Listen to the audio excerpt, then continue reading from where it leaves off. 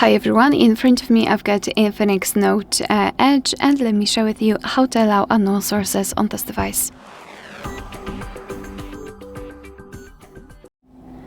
So let's begin with opening the settings, and here we have to scroll and find privacy. Then let's scroll down again and go to the special permissions, and at the very top we've got install unknown apps.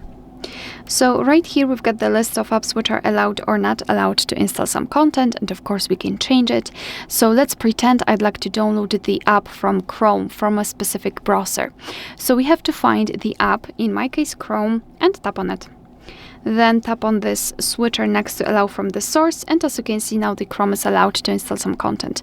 Be aware, because you're doing it on your own responsibility, some apps aren't and websites aren't verified by the developer, obviously, and you may put your data and actually whole device at risk, so really remember about that and choose the apps wisely. Of course, you can always remove previously granted permissions, just tap on the app and tap on the switcher. And after getting back, you can see that the Chrome is not allowed to install anything. Alright, so that will be all. Thank you so much for watching. Please hit the subscribe button and leave the thumbs up.